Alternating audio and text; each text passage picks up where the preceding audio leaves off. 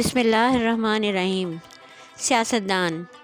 پہلے یہ خیال تھا کہ سیاستدان شاید اگالدان کی قسم کا کوئی ظرف ہوگا، لیکن اب یہ خیال غلط ثابت ہو چکا ہے۔ دراصل وہ ساربان، کوچوان اور پہلوان کے زمرے میں شامل تھے۔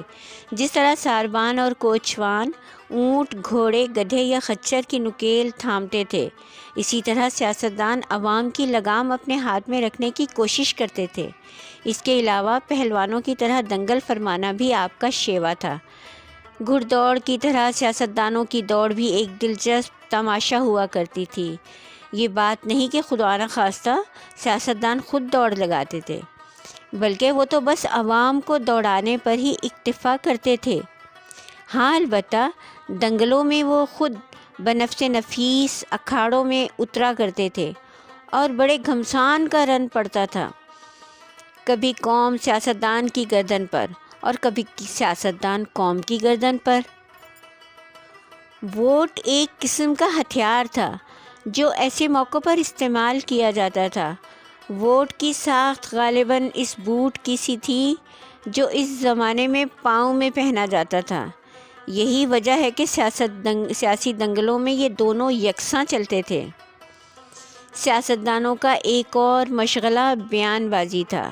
یہ دراصل میں پتنگ بازی، بٹیر بازی کی قسم کا ایک فن تھا، جس میں وہ کبھی کبھی باتوں ہی باتوں میں اور کھیل ہی کھیل میں ہاتھا پائی تک نوبت آ جاتی تھی اور بڑے زوروں کی سرپھٹول ہوا کرتی تھی۔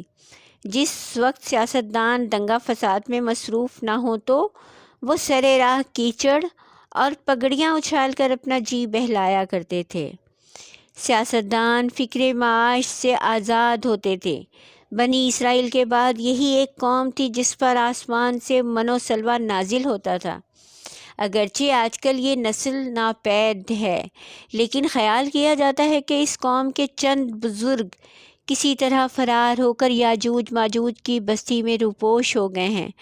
وہاں پھر انہوں نے ایک تازہ دستور اساسی مرتب کیا ہے، جس کے مطابق وہ میدان حشر میں ایک جنرل الیکشن لڑنے کا ارادہ رکھتے ہیں۔